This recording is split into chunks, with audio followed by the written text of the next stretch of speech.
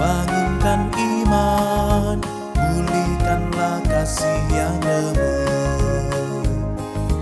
Tuhan tolonglah, bangunkan iman, pulihkanlah kasih yang lemu. Ubahlah hatiku, jamahlah diriku, biar di tanganmu berbentuk. Tuhan tolonglah, bangunkan iman, pulihkanlah kasih yang lemu.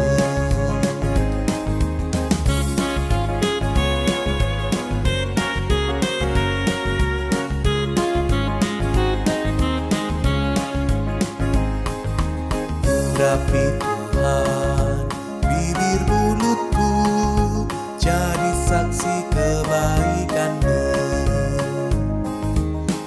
Urapi Tuhan bibir mulutku, jadi saksi kebaikan-Mu.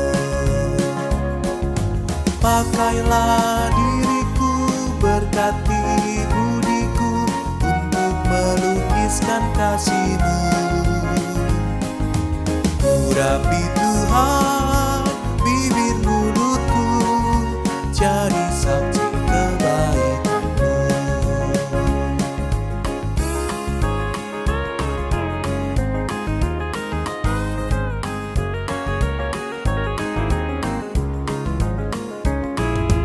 Ku ingin hidup, ku rindu kerja, makin giat dan makin tekun. Ku ingin hidup, ku rindu kerja, makin giat dan makin tekun. Kuatkan batinku, hidupkan tekadku, menjadi bentara kasih-Mu. Ku ingin hidup, ku rindu kerja, makin giat dan makin tekun.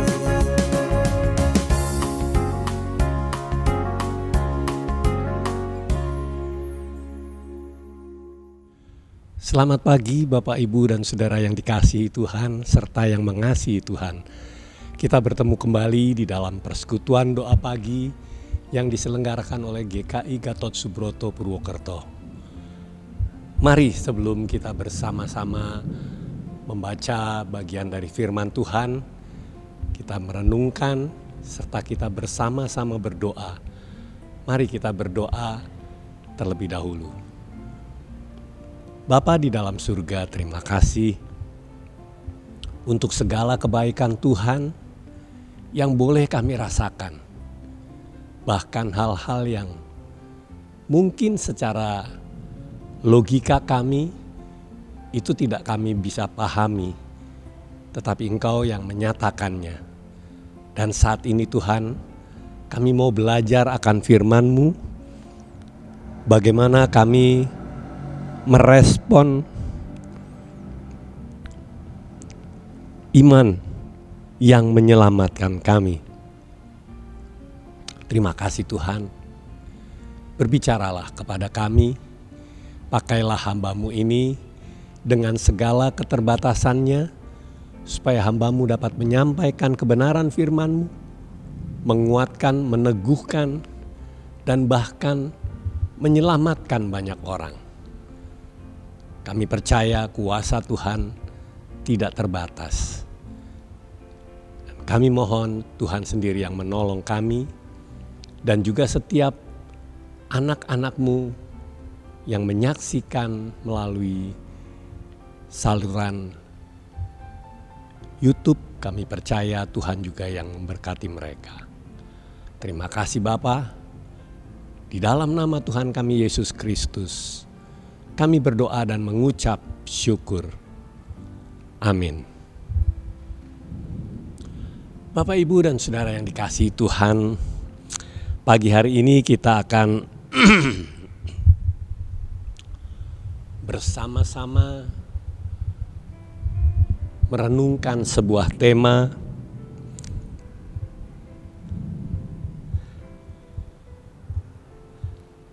respon iman yang menyelamatkan. Iman yang sejati yang menyelamatkan itu melibatkan akal budi kita, emosi, dan juga kehendak.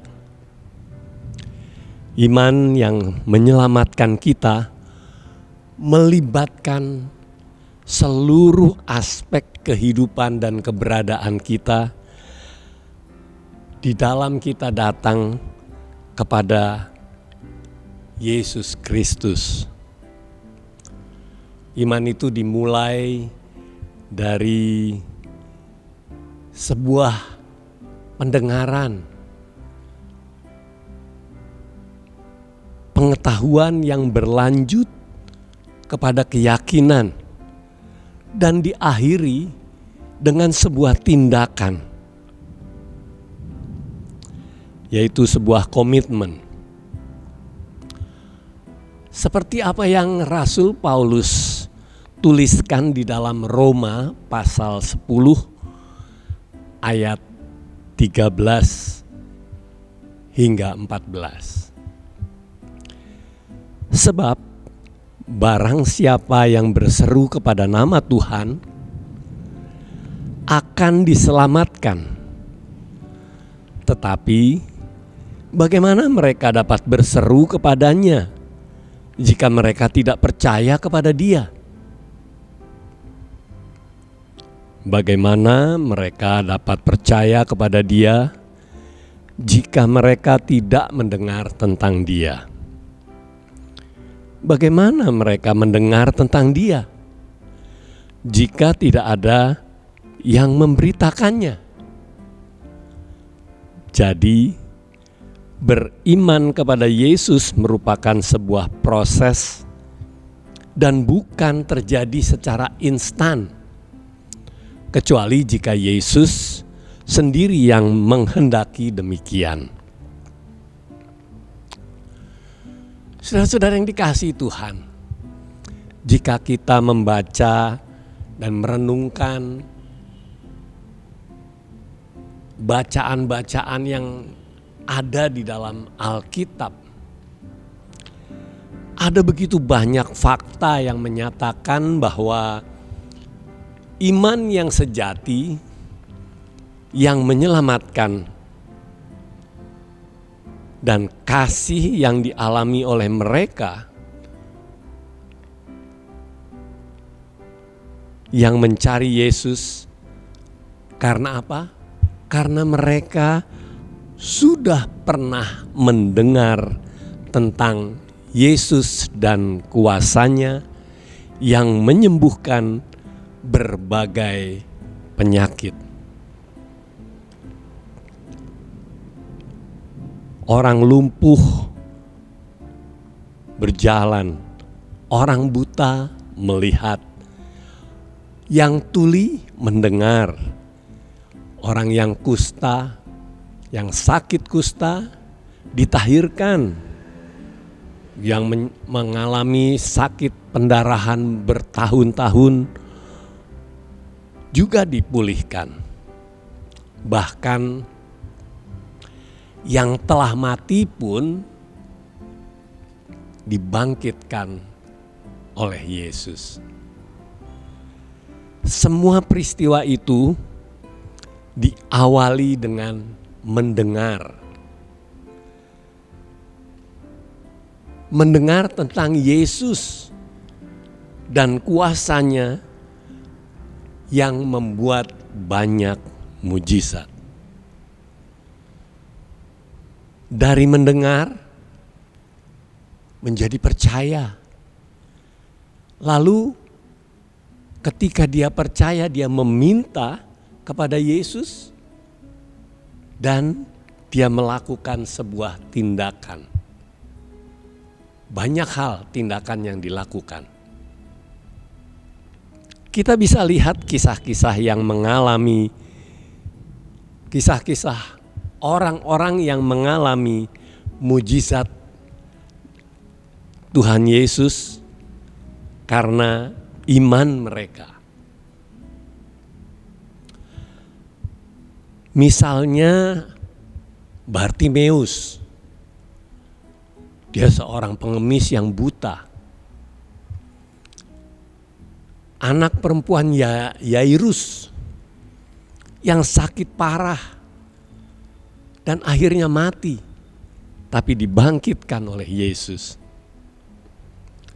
Perempuan yang sakit pendarahan 12 tahun disembuhkan, dihentikan pendarahannya. Hamba seorang perwira di Kapernaum yang lumpuh dan sangat menderita, Yesus menyembuhkan tanpa dia harus hadir di hadapan hamba perwira tersebut. Itu pun karena permintaan perwira tersebut.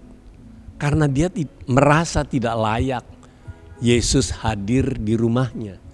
Cukup hanya memberikan perintah saja, maka hambanya akan sembuh. Pria yang ditandu 4 orang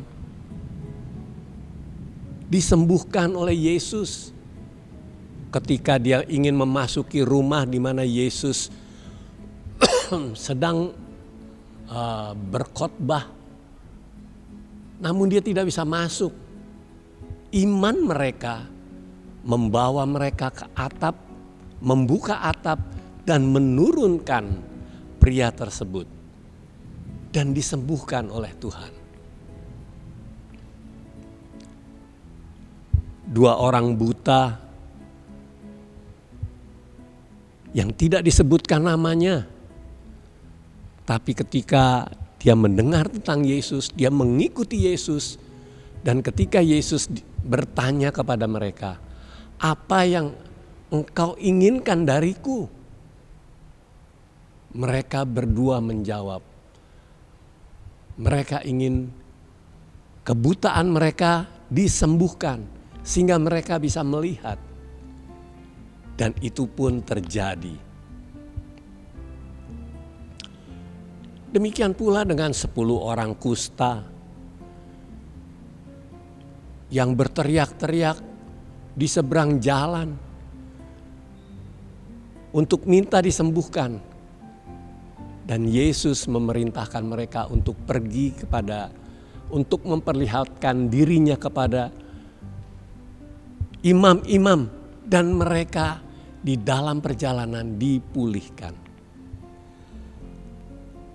Masih banyak lagi kisah-kisah mujizat yang Yesus lakukan. Dan semuanya terjadi karena respon iman dari orang-orang tersebut. Mereka yang mengalami kuasa dan mujizat Tuhan Yesus dengan sebuah tindakan nyata. Jadi mereka tidak hanya berteriak, mereka tidak hanya meminta, mereka tidak hanya memohon kepada Yesus, tetapi semua itu diikuti dengan sebuah tindakan nyata. Tindakan iman yang mereka lakukan secara logika yang normal seringkali membuat orang tidak percaya, karena hal itu merupakan sesuatu yang tidak masuk di akal, tidak masuk logika. Namun mereka tetap lakukan. Tindakan inilah yang disebut dengan respon iman yang menyelamatkan dan menyembuhkan. Saudara-saudara, ketika kita sudah melihat begitu banyak contoh yang Yesus lakukan untuk menyembuhkan, memulihkan segala persoalan kehidupan yang secara logika seringkali tidak masuk akal, tetapi itu bisa terjadi oleh iman percaya kepada Tuhan Yesus. Nah, saat ini, pagi hari ini, jika Bapak, Ibu, Saudara sedang mengalami sebuah pergumulan yang sangat berat, datanglah pada Yesus. Mintalah dan percayalah bahwa Yesus mendengar seruan orang-orang yang minta tolong kepadanya. Yesus mendengar permohonan yang kita panjatkan, yang saudara panjatkan, seberat apapun masalahnya. Dan peganglah apa yang saudara minta itu sebagai sebuah respon iman. Dan jangan ragu untuk percaya dengan iman yang teguh bahwa saudara pasti akan menerimanya jika itu sesuai dengan kehendak Tuhan. Dan jangan lupa, jika kita sudah mengalami pemulihan atau jawaban atas persoalan kehidupan kita yang Yesus jawab, bahkan mungkin dengan mujizat yang luar biasa, yang di luar nalar, yang di luar logika. Marilah kita belajar seperti seorang dari 10 orang yang kena sakit kusta tapi dipulihkan, yang kembali kepada Yesus, tersungkur di hadapan Tuhan Yesus, sujud dan mengucap syukur.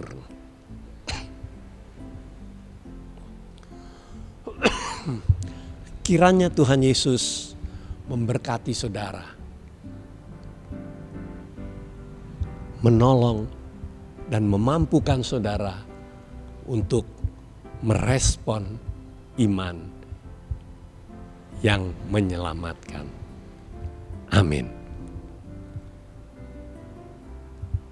Bapak, Ibu, Saudara yang dikasihi Tuhan,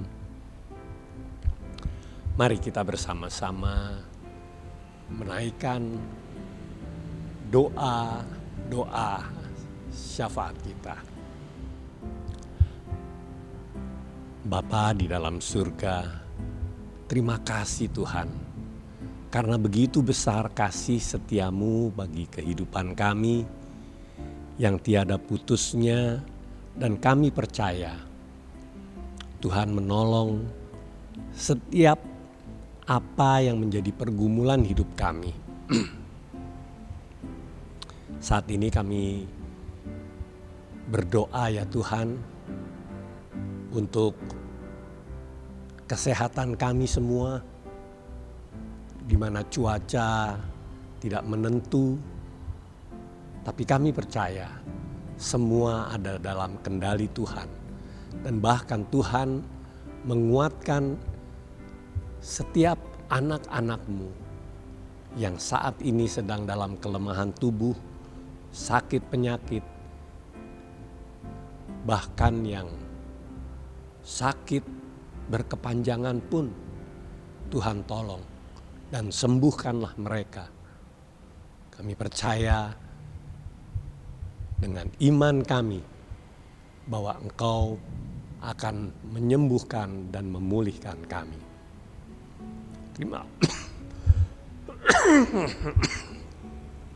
Terima kasih Tuhan.